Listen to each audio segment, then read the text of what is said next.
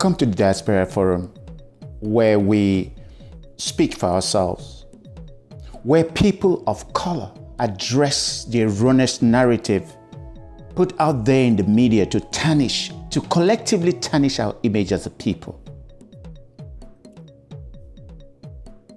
This is where you need to be seen. This is where to advertise your products if you want to be taken seriously. You can do this. Like I said, advertise your product here, but most importantly, please like and subscribe to our YouTube channel so we can bring you more of things like this. Today's topic is very necessary. And like I said, because of the challenges we are facing abroad, it is necessary to give tips on surviving abroad, because you are all sojourners in foreign land. And that's the topic of our topic today. Tips to surviving abroad. But first, like our ancestors do, we broke color nuts, but here we'll give the proverb of the day. Take a look at your screen. What the proverb of the day is. It speaks directly to what we're discussing today. It says, when the rhythm of the drum beat changes, you hear that? The dance steps must adapt.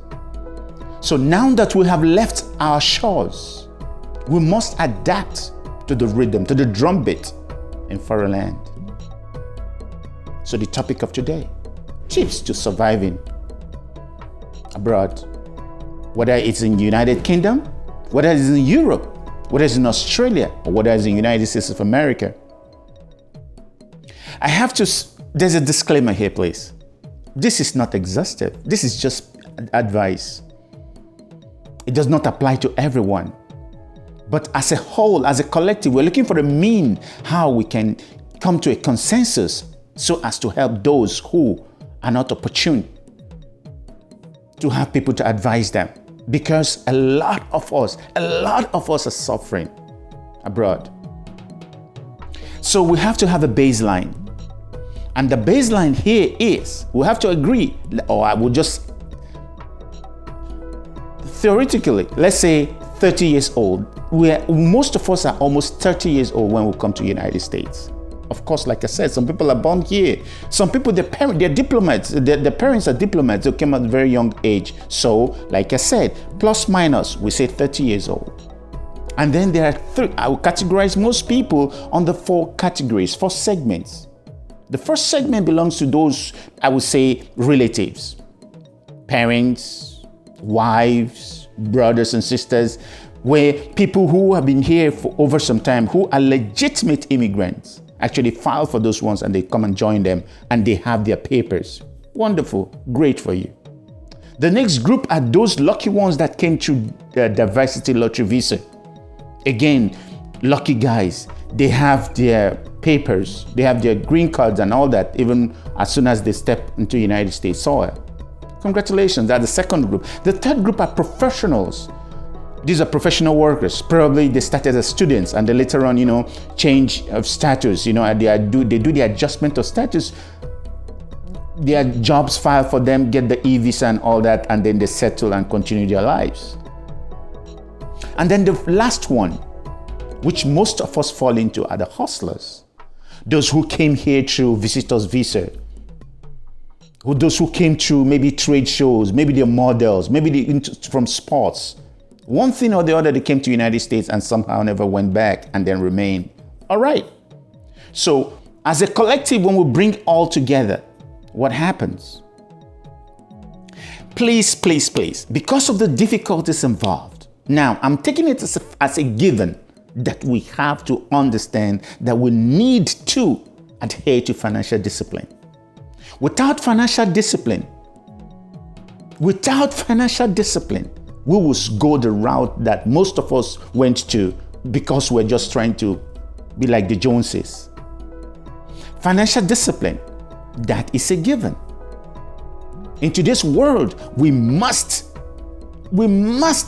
pay attention to this. That's the only way we can thrive as a people. Then, while we are waiting for our papers, again, I'm saying the mean, a collective, while those of us that are hustlers or whatever, visitors who are just trying to make it, fine. The first thing you do is you might, get to acclimatize, get to know the culture. Do whatever it takes to add to help those who are helping you, the rent, their utilities or whatever. You might work under the table. You might work at fast foods, McDonald's, Burger King, Amazon, Walmart, whatever it takes for you to contribute to whatever is going on. Now, mind you, most of us came to the United States with degrees. Do not forget who you are. Have it at the back of your mind. The hood does not make the monk. Repeat, the hood does not make the monk. Regardless, abroad is a leveler. No matter what you wear in Africa, this place is a leveler. It's okay. Start from scratch. But have your eyes on the prize. Working at Walmart has nothing to do with it. Working at Burger King has nothing to do with it. You could have been a lawyer at home, but you got to start from somewhere. But you got to start it quick. And this is how people do it to then later on catapult to the top. While doing these menial jobs, then you have learned a little bit of the mannerisms, the idiosyncrasies of the land, of the people in the land where you're living. Learn their money, learn their language, learn how they say their things, how they do their things. Then again, please, nobody should accuse me of being sexist or whatever, but mostly women, because they want to be close to home, they go into CNAs, CMTs, GNAs for just about a month course or at a local college, and then they start doing the job earning about $10 or $15 an hour. Yes, you could look it up. It could be ugly, but these are the first things you have to do to help yourself, to catapult you to where you want to be, what you want to do. Because from CNAs, CMTs, GNAs, you can now move on to LPN. You and your husband, you're already putting money together, building up to something. Again, financial discipline. The man himself, again, it's not always, it could be either way. The man or the woman could do the Uber, could drive taxis, or people from Ukraine, people from Poland, the Turkish, they go into truck driving. Syrians, Iraqis, they go into truck driving. We could do that too. See, it starts CNA, Uber, taxi, truck driving. Then we continue. While you're doing that, you are waiting for your papers to materialize. You're waiting for yourself. What do you want to do in life? And then, above all, when you're looking for an apartment, when you're looking for a house, please, racism is real in the United States. Beware of the zip code you're going to live. The zip code, because of where your children, so that your children will have good education and opportunities later in life. It matters a lot. It matters a lot. Take it into consideration. See, and then always look for a secondary source of income. It is a must. While the woman or the man is doing whatever they decide to do, you could go into sewing. You could go into hair weaving. You could go into child care. Simple things that you could do at home while waiting for your papers to come. While waiting for your papers to come, you could do those things, and then it will earn you a little more. You could do the gele, you could do the sewing, you could plait hair, you could weave. This is going to help you. This is going to help you a lot. You could put money together while the man is doing the truck driving, or the woman has become an LPN. Things get better, and then guess what? Once your papers come, the government job is a good thing in this place. Repeat, the government job is a good thing in the United States. Take it up. By that I mean you could go into the military. Yes, I do not do the way I do, where I go in active duty. Do the reserve. It has a lot of benefits. Do the reserve. You have the VA loan. You have almost $350,000 for your house. The government can guarantee your house for you.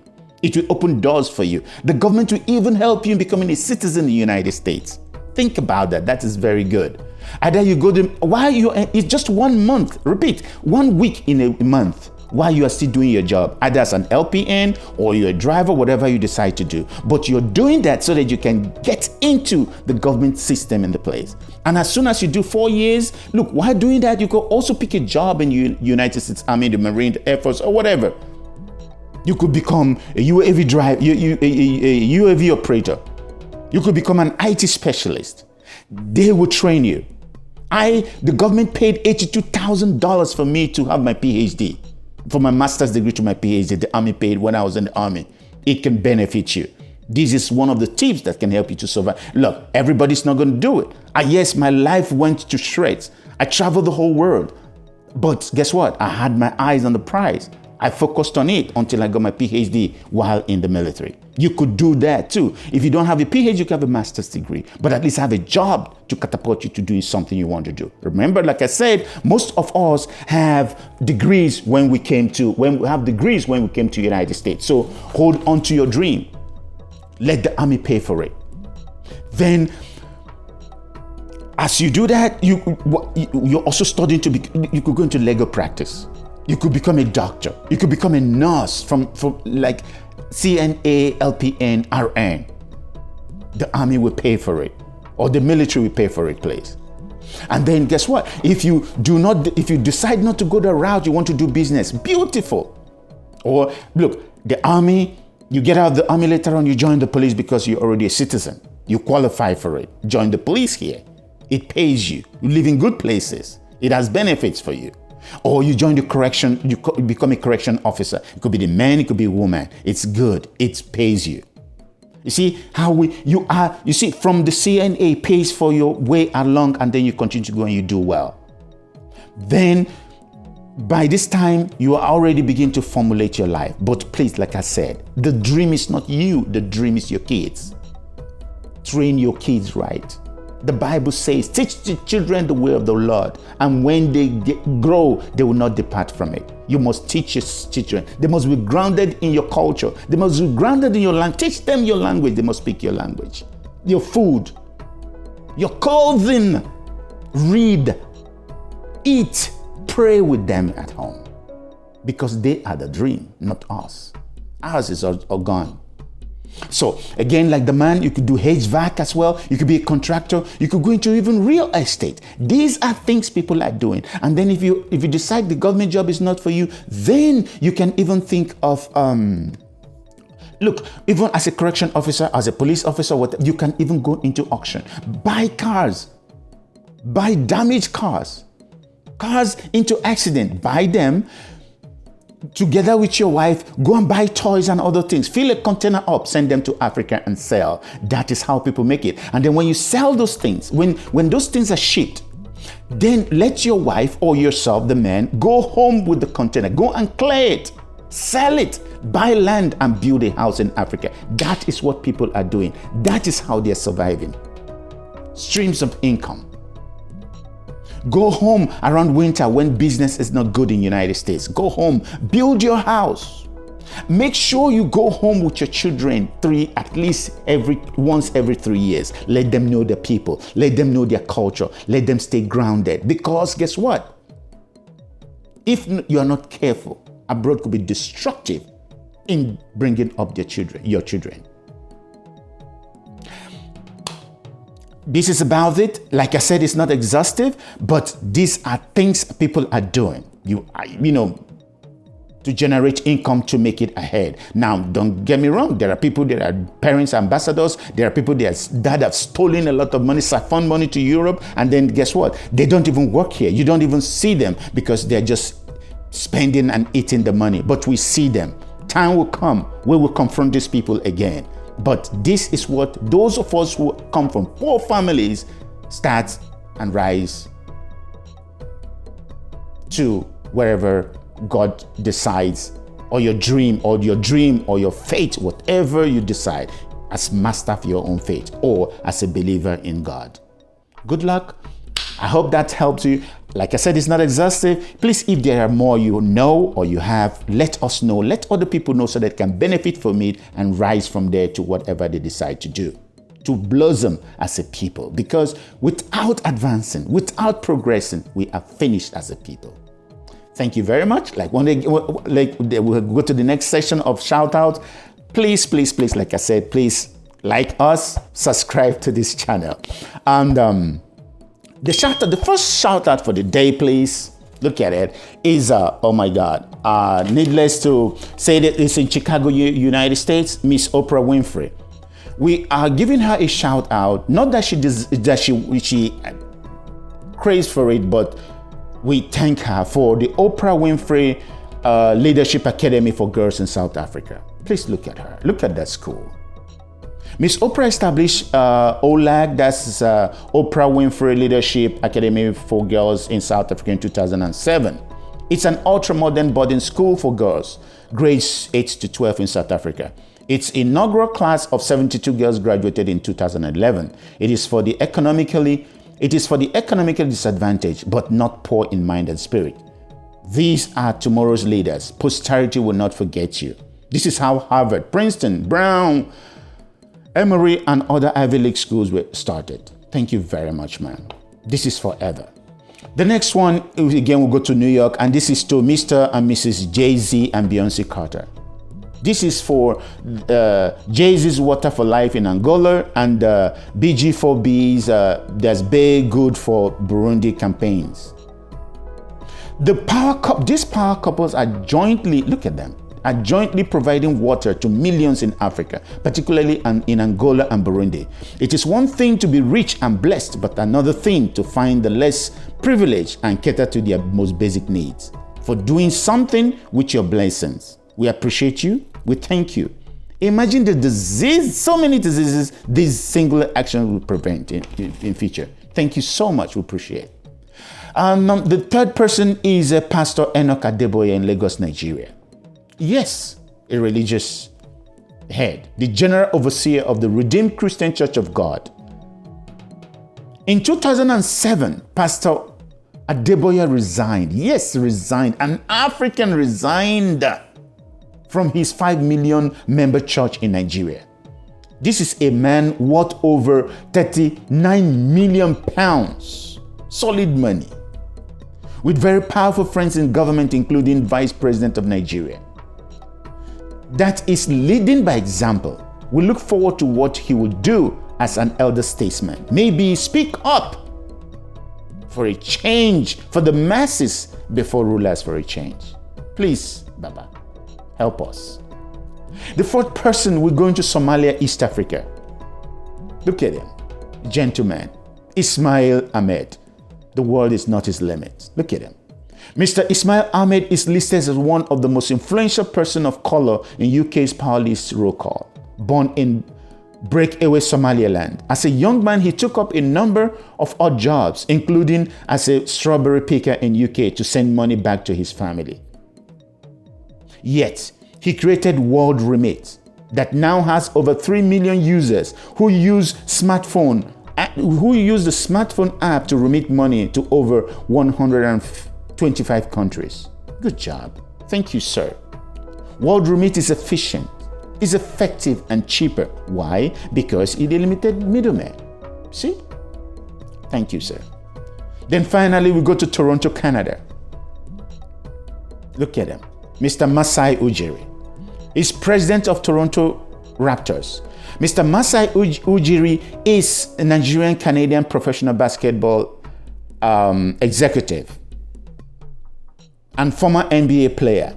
Amongst other of his achievements, he recently led Toronto Raptors to clinch NBA trophy in 2019 and remains amongst top 10 elite teams battling for another NBA trophy, even with the loss of one of Toronto's most prized player, Kawhi Leonard.